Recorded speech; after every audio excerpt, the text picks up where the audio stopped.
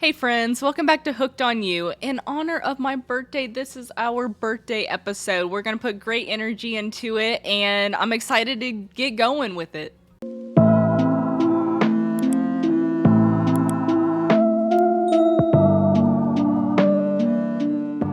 Okay, friends, where did we leave off? You arrive at the beach and realize you were set up. There's no big announcement after all. A big announcement? I need to refresh my memory, to be honest. What we have here is a good old-fashioned rivalry. That's a hard word to say with the tongue ring. Okay, anyways, it's true, exactly like that voice that we cannot hear and certainly aren't referencing says. That's a weird sentence, okay. This is already turning out to be a weird episode, I'm sorry. We were forced to interrupt your lovely date by another killer. They are here and ready to make you an offer of love you won't be able to deny. Why? I haven't even spent that much time with you. Trapper emerges from the water. Is he in slow motion? He's pure thirst. He's Paul Newman on horseback. He's Denzel on the cover of GQ. Manly manliness brought to life. Also, was he holding his breath under there the whole time waiting for his cue? That's commitment to a bit if I've ever seen it. Heard you've spent the day in a quaint cottage. That's cute. How about a quaint mansion? Or better yet, how about one on each continent? Yeah, I'm including Antarctica. I'm really, really rich. Think of how cozy we can get there in a snowy 10-bedroom chateau. One of those pools that is half indoor, half outdoor, but nice and warm throughout. That way, you can kill a mama polar bear from the outside while watching her cubs cry over her body from the inside? Oh, Trapper is the real deal. And by real, I do mean really, and by deal, I mean evil. Plus, you really want to hunt for your own food for the rest of your life? With me, you get it both ways, savagery and someone to clean up after you. Sounds nice, huh? Not a big fan of the Trapper. I like his body, his physique and all that, his looks. But the personality, no. I'm sorry. That life isn't for me, bro. I'm very impressed you can speak with implied quotation marks. Very cool. This guy is a total douche-noz. Try hard much? He's like the turn of the century Pacific Northwest version of a Wall Street bro. Trust me, it tracks. Patrick Bateman with a huge chip on his shoulder. You wouldn't go with him if you were brandishing a cleaver at you. Oh shit, he is. Thanks, but no thanks. I think our heart is gonna belong to either Huntress or Spirit. I think Trapper's kinda out of the picture now. Thanks but no thanks, I'm into a quieter lifestyle. I relish my independence and don't need anyone to wipe my butt for me. You run back into the huge arms of Huntress. She hugs you tight, so tight you think you feel the life leave your body for just a moment, but it hurts so good. Aww. You know what? I'm impressed that you stood up to me. I appreciate someone giving me their honest opinion, even if that opinion makes me want to carve out your liver. Ooh. And the butt wiping comment, that's not what I meant by clean up after you, but I'm hiring someone to do that for me the moment I got home. Trapper leaves and you turn to Huntress, walking in slow motion back to the water. It's pretty weird. He's just gonna stay in there all night? He really just like slow walked back in there? Oh my. Shall we continue our date? Oh, we're going on another one? We might hit second base. You thought you'd remember the way, but it's like the forest has completely changed. Nothing is familiar. Better not get lost out here. Can you believe that guy? Classic Trapper, pulling a move like that. I'm so glad you chose me though. I don't think we've explored all there is between us yet. She winks a bunny-masked eye and swoops you up onto her back. Huntress runs through the woods with you piggyback riding her. The wind ruffles your hair, animals clear a path for the mighty woodswoman as she races by, like the lead from that famous teen vampire drama in that one scene where he calls her a spider monkey. Huntress doesn't call you that. We. Eventually, she gently lowers you onto the ground and you take in your surroundings. A wooded clearing in the forest. Huntress prances about like a deer in a meadow. I like to come here sometimes to clear my head and hack up a few cute woodland creatures. They think they are so cute and sly, but I see right through them. They're just assholes, great with hot sauce. Huntress hears rustling and darts off to find its source, crouching down low like an animal. Now you're all alone in the middle of the forest. Which way did you come from again? No idea. Your sense of direction is all off. Voices float through the air, landing upon your ears like syrupy honey. Come find me. Sure. Oh, okay. She's right there. Yay, let's go. Perfect. Again? Hey, we did good. Perfect. Oh my, I feel like it's getting faster. Not bad. Not bad. How many times do we have to do this? It's so fast. Oh, that did not. You missed completely. I'm trying my best, guys. I'm trying. Okay, not bad. There we go. Tag. You bop Huntress on the shoulder. When you find her, she high-fives you. Trying to date this young lady or bro down all day? You're so good at hiding. I'm having a real blast. Thanks. They say it takes 10,000 hours of practice to get good at something. 10,000 hours? That's a lot. They do say that. That was fun, huh?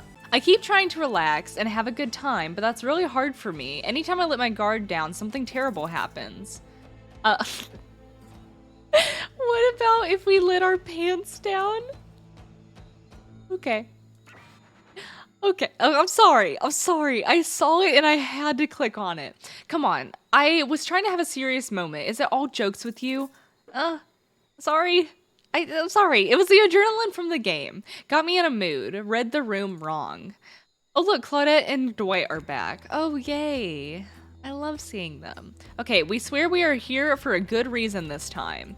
Yeah, no one is manipulating us this time. It's time for dinner. Let's get some grub. Damn, didn't like our second base moval. Fine. All good. What a fun day you've been having. I can see it written all over your face. You're shining. And that's not just the remaining anxious sweat from spending an afternoon courting a psycho killer. No, you really are feeling this whole romantic experience. Don't worry, I'll keep your dirty little secrets. But enough gentle ribbing. It's time to get back to business. All the appetizing singles have arrived for dinner, including Trickster.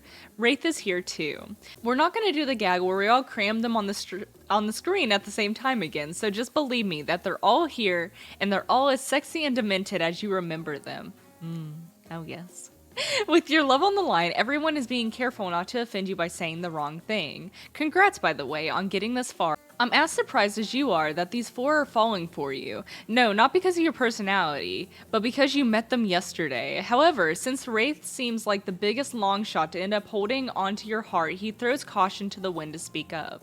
It's a pretty small consolation prize for being the least loved killer on Murder's Island. Aww. I'm sorry, Wraith, I just don't like you like that. We can be friends, kind of. But hey, letting them have this one moment in the spotlight is the least we can do, and heaven knows they won't do any better than that. Hi, Wraith. I'm sick of watching everyone else gorge themselves while I'm preoccupied with, trying to get to the bottom of whatever this never-ending nightmare is. So tonight, none of that.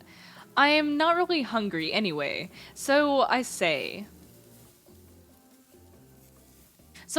that we do a simple salad or something. The green kind, not the mayo kind. Mayo is gross. No, they're both good. I prefer the mayo kind.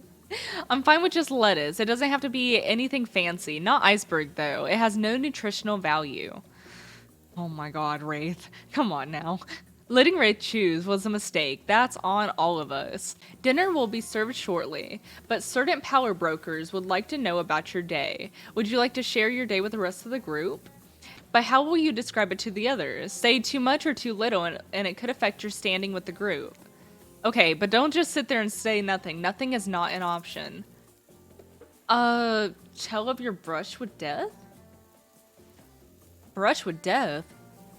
When did we almost die? Today was nuts. We went to Huntress's secret cabin and killer crabs attacked us. Oh yeah, the crabs. It's true. I'll be falling asleep tonight to the delicious sound of crunching crustaceans. That would never happen on my yacht. I would grind them up. Much more satisfying way to kill crabs. At least those kind of crabs. I have a little comb for the other kind. A little comb? Dwight and Claudette bring out dinner. Everyone sits in silence, and no one trusts anyone now. And they are all tired. Oh wait, no, sorry. That's the dreary supernatural horror thriller set in Antarctica, not a charming parody dating sim set in. An undisclosed tropical paradise. Oh my god. Sorry, that was a long sentence. We're trying our best today. Bony appetiti. Don't you mean bon?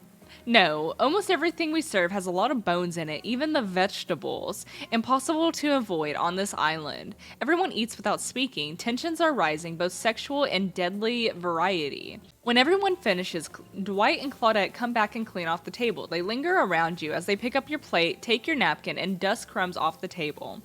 What would you like to say to the servants? Thank them, I guess? Your top-notch service is much appreciated. Everyone, if you would please be as so kind as to follow us to the fire pit, we would greatly appreciate it. We've been told something big is going to happen, something that will change everything. You can go willingly or you can go unwillingly. You have no choice. Tough cookies.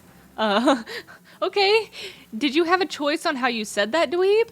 Yes, and I immediately regret how I did. Oh no. Good, something needs to change around here. Fire is rebirth.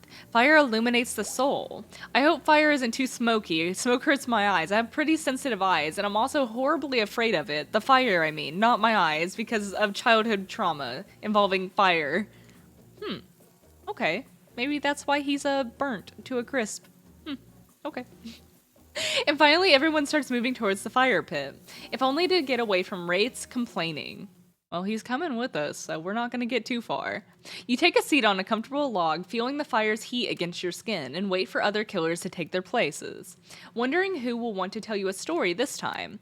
Will narrator tell a story? I bet they've got a stunningly creative mind. Hey, you think, are they allowed to simply place thoughts in my mind like this? That doesn't seem fair.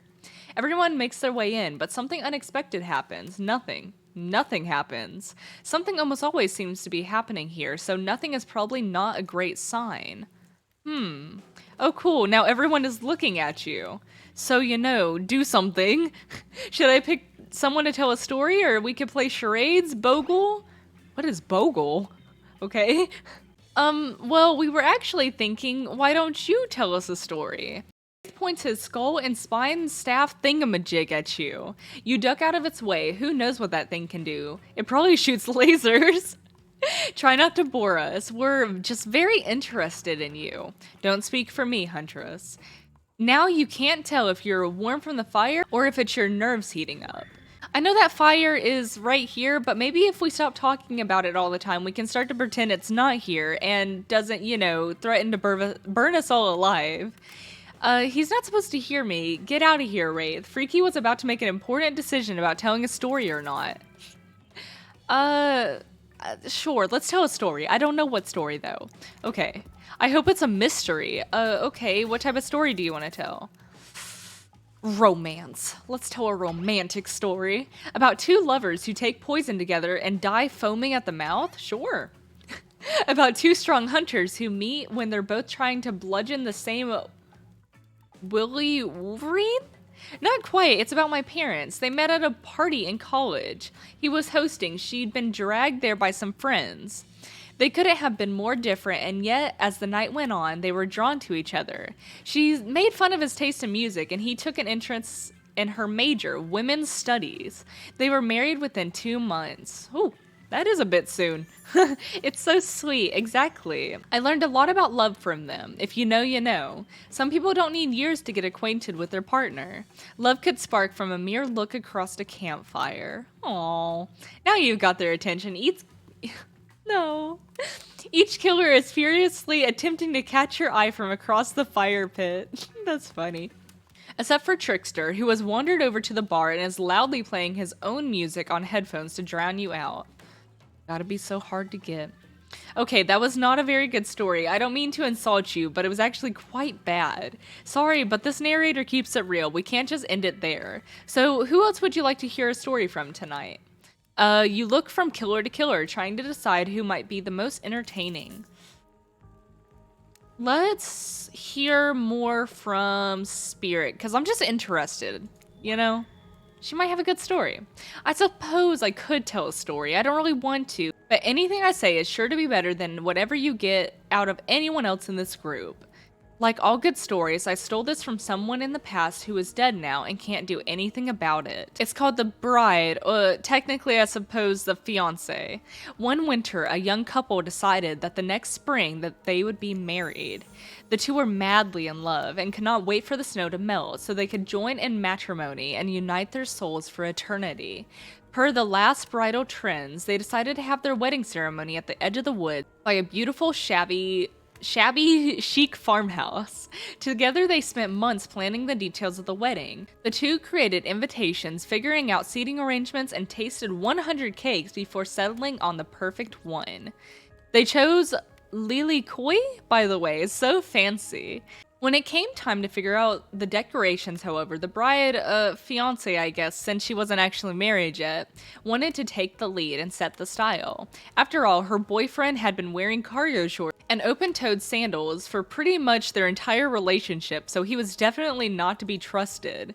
Having decided on such a lovely natural setting for the ceremony, the fiancée decided that she would create unique floral arrangements from the local wildflowers that surrounded the farmhouse.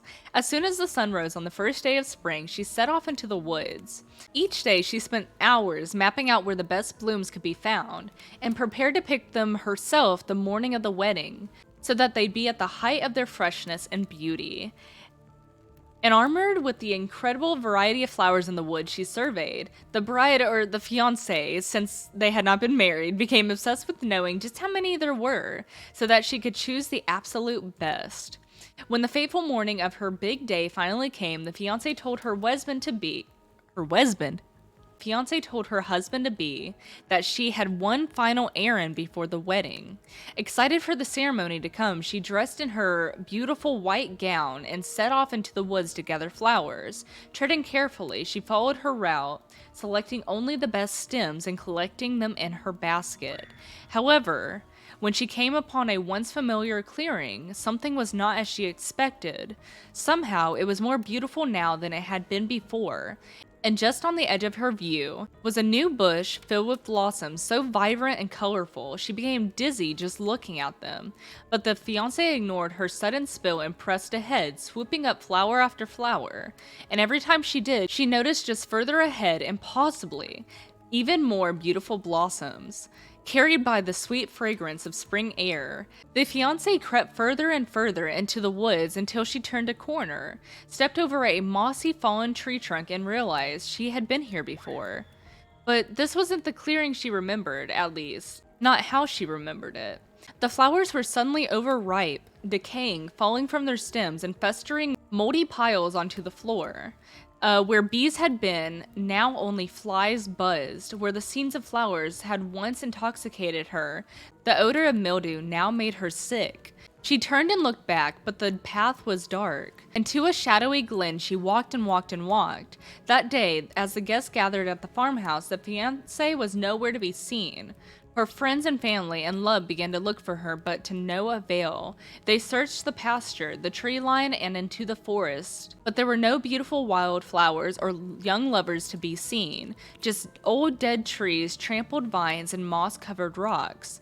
The fiancé stayed a fiancé for eternity, always wondering, looking for fresher blooms to clip, but never finding them. Oh. She has some really pretty ones on her hat, though. Distracted by a never-ending search for perfection, unable to see that you are loved for who you are. Oh. Oh, out there all alone. I thought it was beautiful and sad, just like someone we know. Oh.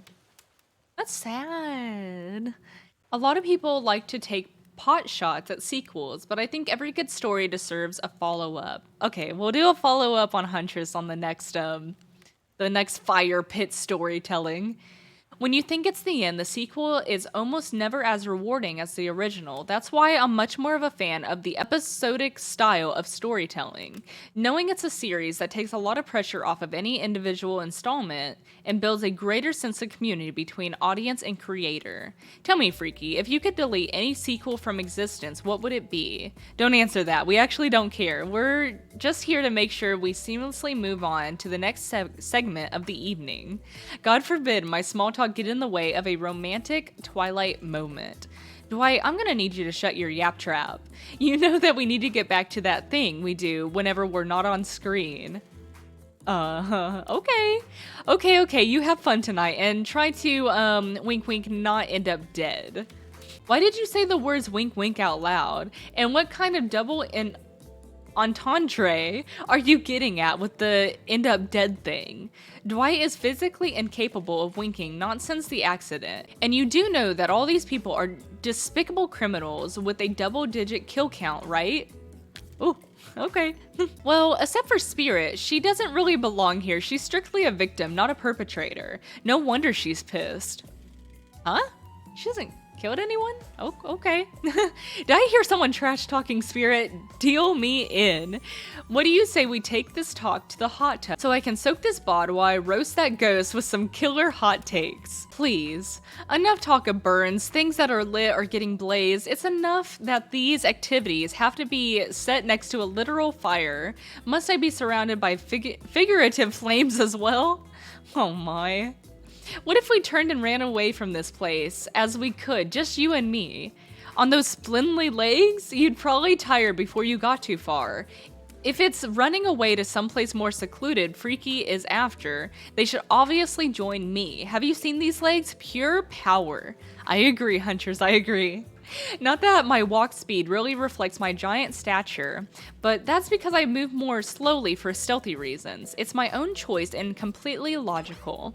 Why is everyone obsessed with comparing themselves to each other and creating drama? I'm so over that. Don't you get it? Society wants to trick you into fighting with each other so that corporations can swoop in and sell you fake solutions to all your fabricated problems. I'll be sitting in the shade and drinking something locally sourced while tumbling through a public domain novella printed on recycled paper because I refuse to play their game anymore. It's like she's actively trying to be as unappealing as possible. Does it really turn anyone else on or just me? You know what? Trapper, Spirit, you guys should go for each other. I think it'd be great. Despite Trapper's insatiable appetite, it seems his attention along with the attention of everyone else's is still on you for the moment. If you could, I don't know, just pick one of us, maybe we could all move on with our lives or, you know, some special projects we have going on. We have to pick now? Are you gonna make me pick now? You heard him. Who will it be? Who will you head off with for an evening activity? Oh, okay. It's just an evening activity. It's not anything more than that. I'm just saying, you might not get a ton of chances to date around like this before your time on Murder's Island comes to a close. And no, I'm not satisfied with that name either. But with this streaming reality TV show, Bloom happening, it's pretty much all that wasn't taken. Which killer will you pick? And yes, we're excluding Trickster because, ugh, that guy. But I want to, like, you know, go after Trickster a little bit. But you know, we're gonna pick Huntress. Huntress? You know, I had the feeling you'd pick me. You've got good taste, and I don't just say that because I consider eating you. Okay. Okay, Huntress. Huntress licks her lips and eyes you up and down. You've never felt like a literal piece of meat this much in your life before. What have you gotten yourself into? Let's go over to the bar. I'm gonna make you something special. Okay. Hopefully it's not like an actual bloody margarita. What is that? You know, like the tomato juice one? What is that called? Oh, it's a Bloody Mary, not a bloody margarita. Look, I'm 21, but I don't drink a lot. I'm sorry. You and Huntress whisk yourselves away to the bar, and when you arrive, you find an arrangement of art and craft supplies. Are we gonna make like macaroni art?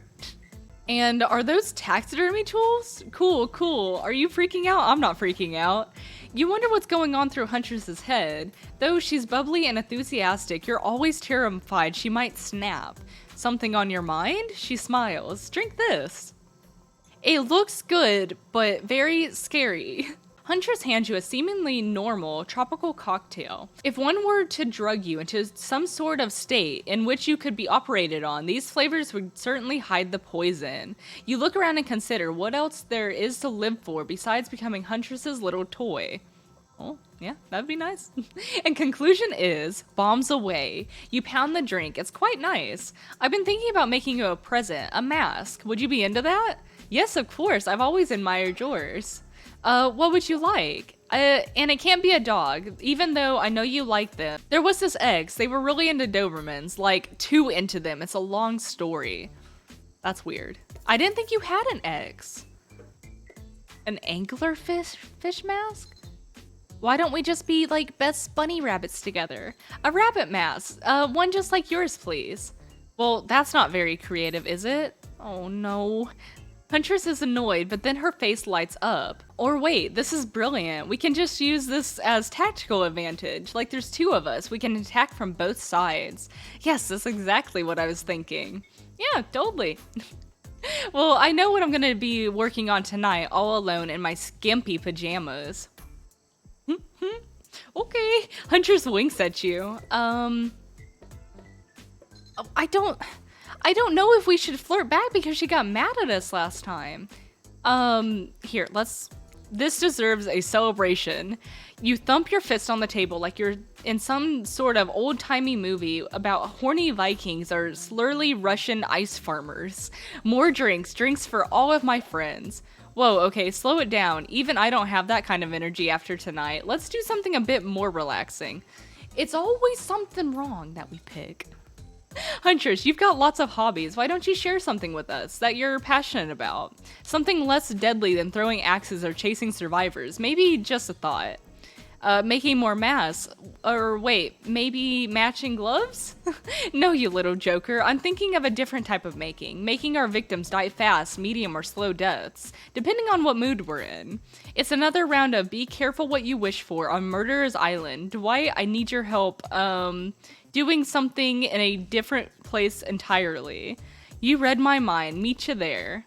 Talking about mycology, you know mushrooms? I picked a lot of them, and I'm very familiar about which ones make for a good soup base, and which ones make you super dead. Ooh, I love mushrooms. I'll show you 2 mushrooms. You point at one that's safe to eat. Okay. I'm gonna guess this one because it looks, happy. Oh no. Oops, that little fella is an autumn skullcap, and after eating one, if the diarrhea doesn't kill you, the liver failure probably will. Okay, I'm gonna do it this time. Next up, this one is very easy. I'm sure you'll nail it, to the point that won't result in almost instant death if you eat it. This looks like a common mushroom. Oh, I'm gonna pick wrong. No, okay. Ruh-roh, you would have just eaten a deadly dapering, which has a name that is both adorable and, well, deadly. Adorable and deadly. You know anyone like that? Final question. Which will make you jump for joy, and which will make you vomit until you die? That looks like vomit, but maybe it's this one? We're just gonna pick this one. Correct! Yes, okay. That's a green crackling rushla. Sure, it might look moldy, but I guess you shouldn't judge a mushroom by its gross green cap. Not everything is exactly as it appears at first glance. That was fun, right? I like flexing a little bit more than just my biceps for you. I like that, I like that. Alright, let's see here. Tabulating your answers, and not great, not all wrong. But it only takes one poisonous mushroom to put you down for good. Guess you'll need to keep me around so you don't shove anything deadly in your mouth. I'd like to shove you in my mouth. You're pretty deadly. Okay, that was a bad joke. Anyways, Huntress claps, her hands giddily. I appreciate you spending time with me tonight. I know the other killers are all very alluring in their own way. It means a lot that you spend time with a forest bumpkin such as myself. Aww. You're no bumpkin. I don't know what a bumpkin is, but you're a strong, independent woman. Don't demean yourself. Huntress leaps on you, knife to your throat. I'm sorry? I'll demean myself if I want to. She's angry, but also turned on? This is pretty hot. We're here. I am so confused. These mixed signals are messing me up. Claudette and Dwight are gathering everyone on the beach. Typical. Exactly what the voice said. I'm telling you, and I'm being honest, that you're the only one who can hear me. Okay. Sure. Sure. Okay, guys, so we had another cute date with Huntress. You know, we could have been doing some macaroni art, but we made a little mask, or at least she did. But yeah, that was super fun, and I will see you guys in the next episode. Remember to like this video if you haven't already, and enjoy the rest of your day, morning, evening, whatever time it is for you. Bye, friends.